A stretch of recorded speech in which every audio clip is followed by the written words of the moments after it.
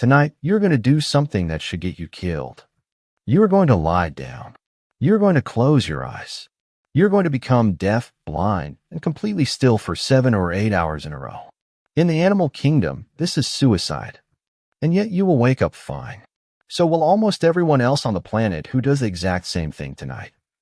That should not make sense.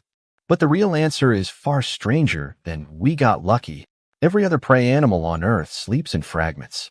A zebra dozes for minutes at a time. A deer barely closes both eyes at once. Your body, though, shuts down almost completely for hours in the dark, often with no wall around you at all. This is not how prey behaves. This is how something behaves when it has stopped being afraid. So what changed? To understand this, you have to go back further than agriculture, further than fire, further than tools. You have to go back to a mostly hairless, slow, clawless primate wandering the savannah at night with nothing but a stick and some friends. On paper, that primate should not have survived a single generation. Lions can smell you from over a mile away. Leopards can drag prey twice their body weight up a tree. Hyenas hunt in coordinated packs that can strip a body in minutes. And your ancestors slept anyway. Not occasionally. Every single night.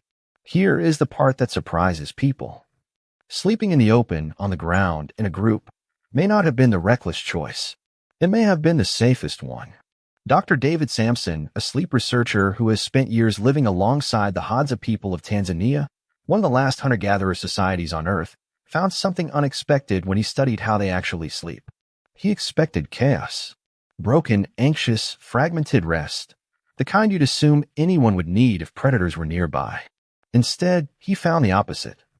The Hadza sleep in loose, overlapping shifts. Someone is always faintly awake, even if no one is formally on watch. The group, as a whole, is never fully unconscious at the same time. No single person needs to stay alert all night. The group does that job together, without anyone assigning the task. Think about what that means. Your ancestors didn't outrun predators. They didn't outfight them. They outorganized them. A lone human sleeping on open ground is an easy meal. A dozen humans sleeping in a loose circle with a fire at the center and a handful of people always faintly stirring is a completely different proposition. Predators are not reckless. A hyena or a lion is not going to risk a broken jaw or a shattered leg for an uncertain meal when easier prey exists elsewhere. Every successful hunt is expensive. Every failed one is dangerous. Predators calculate risk constantly, even if they don't do it consciously the way you do. And your ancestors, over hundreds of thousands of years, made themselves look like a very bad bet. Fire helped. Obviously. But fire came relatively late, and plenty of early hominins slept in groups long before they had reliable control of flame. The group itself was the first fire. Numbers. Noise. Unpredictability. A cluster of bodies that might stir, might grumble, might sit up at any second, all through the night. Predators like certainty. Sleeping humans, collectively, refuse to provide it. There's a deeper piece here, too. One that goes beyond behavior and into biology itself. Charles Nunn, an evolutionary anthropologist who has spent much of his career comparing sleep across species, has pointed out something almost embarrassing when you first hear it. Humans sleep less than almost any other primate, in terms of total daily hours, but we sleep far more efficiently. Chimpanzees, gorillas, and other great apes rest in short, interrupted bursts throughout the day and night. You do something different. You compress your rest into one dense, uninterrupted block. Why would evolution push a vulnerable, ground-sleeping primate toward longer, deeper, more continuous sleep, instead of the light, twitchy dozing you'd expect from an animal worried about predators? Because the group was doing the worrying for you. Once a species solves the vigilance problem socially, deep sleep stops being a liability. It becomes an advantage. Deep sleep is when your brain does its most important work. Memories get consolidated. Emotional experiences get filed and processed. Toxins get cleared out of brain tissue. None of that happens efficiently during light, fragmented rest. So the moment your ancestors offloaded nighttime vigilance onto the group, natural selection was free to push individual brains toward deeper, more restorative sleep. You didn't just survive the night.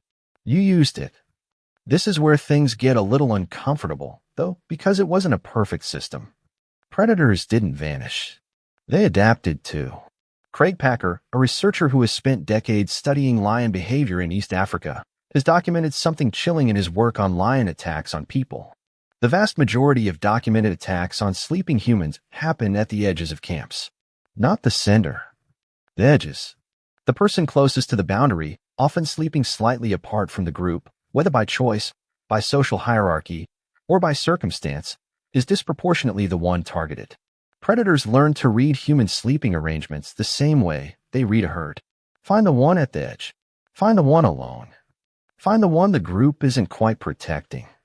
Which means your ancient instinct to sleep close to others, to feel uneasy sleeping in an isolated spot, to want a wall at your back, is not superstition. It's memory.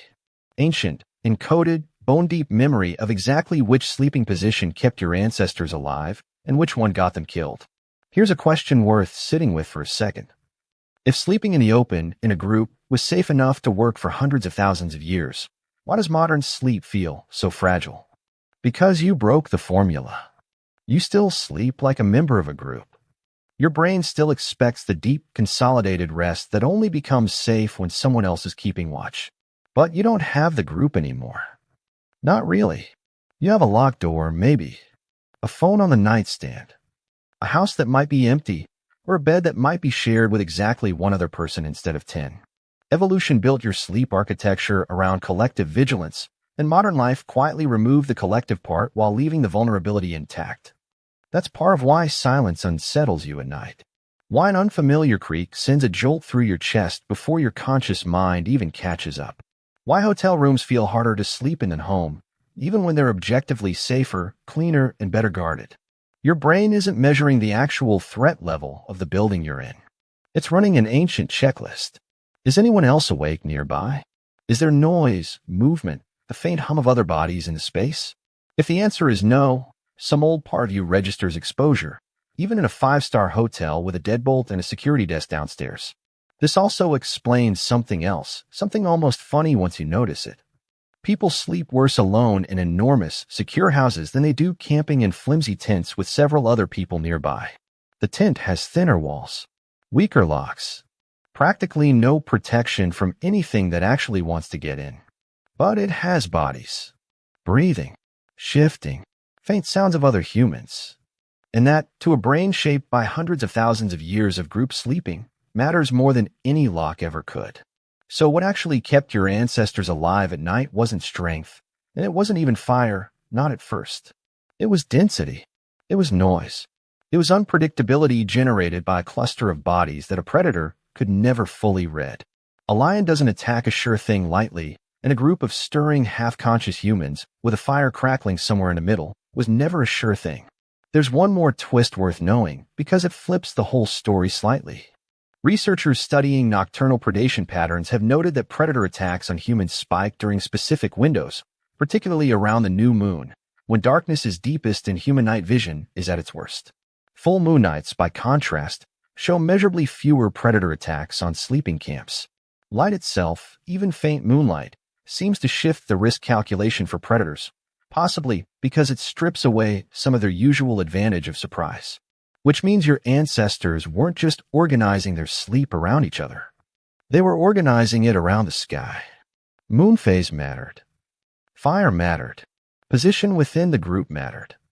Every piece of it was a variable in an ancient, unspoken risk equation that got recalculated every single night for millennia, without anyone ever writing it down.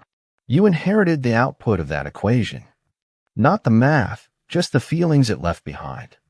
The unease of sleeping somewhere unfamiliar. The comfort of a locked door, a nightlight, a partner breathing beside you. The strange, specific dread of total darkness and total silence at the same time. None of that is irrational. It's a fossil. A behavioral fossil, still running quietly in your nervous system, long after the lion stopped following you home. There's a reason this feeling is so hard to argue away with logic. You can tell yourself the doors are locked. You can check the windows twice. You can remind yourself that no large predator has stalked a human neighborhood in generations. None of that fully works because the part of your brain running this program isn't listening to your reasoning. It's listening to older inputs. Sound density, movement nearby, the presence or absence of other breathing bodies. Logic is a relatively new tenant in a very old house, and the house has its own rules. This is also, strangely, why so many people sleep better with background noise. A fan, rain sounds, a podcast murmuring quietly in the dark.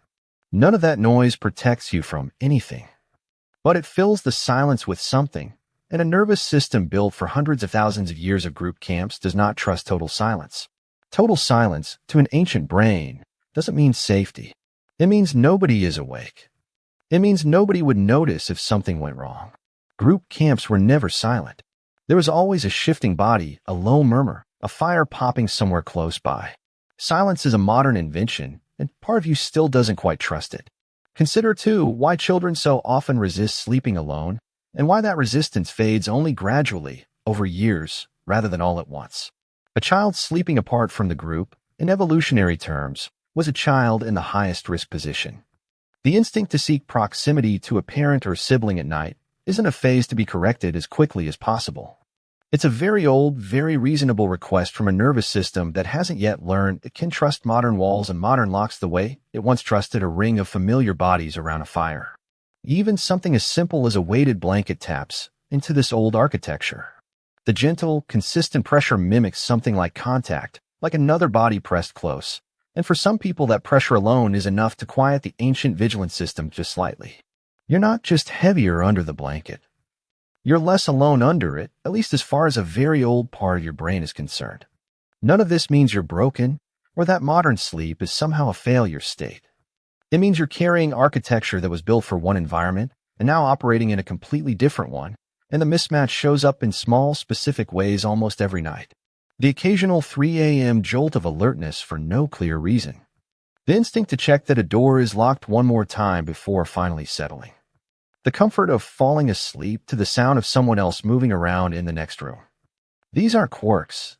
They're inherited settings, tuned over an almost unimaginable stretch of time, still quietly running in the background of an otherwise ordinary night. It's worth asking, then, what your ancestors would think of your bedroom. A room built specifically for one purpose. Walls on every side. A door that locks from the inside. No fire required, because the walls themselves keep the temperature steady. No one required to stay faintly awake, because nothing outside can realistically get in. Your ancestors would likely see this room as astonishing. Not because of the mattress, or the blackout curtains, or the temperature control. Because of the sheer, total safety of it. A private, sealed, weatherproof space, all to yourself, every single night, was not a luxury available to almost anyone who ever lived before you. For nearly the entire span of human existence, safety was something a group produced together, moment by moment, through shared wakefulness and shared risk. You get to buy it prefabricated, built into four walls, and then quietly wonder why you still don't fully trust it. There's another angle to this that rarely gets mentioned, and it has to do with sound rather than sight. You'd assume vision would matter most for a predator hunting at night, but many nocturnal hunters rely far more heavily on smell and hearing once darkness falls. This changes the whole calculation for a sleeping group of humans. A cluster of bodies breathing, shifting, occasionally muttering in half-sleep, produces a constant low wash of sound that makes it difficult for a predator to isolate a single target from the noise. A lone sleeper produces the clean, easy signal. A group produces static. And static is much harder to hunt inside than silence. This might also explain something odd about how humans instinctively arrange themselves at night, even today, without ever being taught to. Watch how people set up tents at a festival, or how families arrange sleeping bags on a camping trip, and you'll notice something consistent. Adults gravitate toward the outer edges. Children and anyone perceived as more vulnerable end up folded into the middle. Nobody assigns these positions. Nobody discusses them out loud. They simply happen, the same way they likely happened around fires 100,000 years ago, because the instinct to protect the center and expose the edges never really left. Consider also the fire itself once it entered the picture. Fire didn't just provide warmth. It restructured the entire risk landscape of the night. A predator's eyes, built for hunting in near-total darkness, actually lose some of their advantage in flickering firelight. Shapes become inconsistent. Shadows move unpredictably. What used to be a simple silhouette becomes a confusing, shifting outline that's harder to read at a glance. Fire didn't just illuminate your ancestors. It scrambled the predator's usual toolkit, forcing an animal built for stealth to operate in conditions where stealth barely worked anymore. And there's a psychological layer here too, one that goes beyond simple biology. Sleeping near others doesn't just provide practical protection. It provides something like reassurance that gets encoded directly into the nervous system, lowering stress hormones and allowing deeper, more restorative rest to actually occur. Cortisol, the hormone your body produces under stress, tends to run lower in social sleeping arrangements compared to solitary ones, at least in studies of communal versus isolated rest. Lower cortisol means deeper sleep cycles, more time spent in the restorative stages, and a nervous system that isn't burning energy on constant low-grade vigilance. In other words, the safety wasn't just physical. It was chemical, running through the bloodstream, quietly permitting the kind of deep unconsciousness that would otherwise be far too risky to attempt. This is part of why sleeping in a completely unfamiliar place, even one that's perfectly secure, so often produces a worse night's rest than sleeping in a familiar one. Your body isn't just evaluating locks and walls. It's evaluating whether this specific configuration of space and sound matches anything it recognizes as safe. A new hotel room, no matter how nice, doesn't match the pattern. Familiar sounds are missing. Familiar shapes in the dark are gone. And so, for 1 or 2 nights, your ancient vigilance system quietly overrides your modern comfort, keeping you lighter, twitchier, and more easily woken than you'd expect from someone sleeping behind a deadbolt on the 14th floor of a building no predator could ever reach. Here's the thing modern life rarely tells you. You are not sleeping the way a fragile prey animal sleeps. You are sleeping the way a species that solved predation through cooperation sleeps. Every night, your brain still runs on the assumption that somewhere nearby, someone else is faintly awake, watching, ready to stir. That assumption used to be true, camp after camp, generation after generation. Today, it often isn't, and your body notices the gap even when your mind has explained it away. So tonight, when you lie down and close your eyes, you're not performing some evolutionary accident that somehow worked out. You're running one of the oldest social contracts your species ever wrote. It just doesn't get talked about because it isn't a contract anyone signed. It's older than language. It's the reason a species with no claws, no fangs, no real speed, and no fur to speak of still managed to sleep on open ground for a few 100,000 years and wake up, almost every single time, completely fine.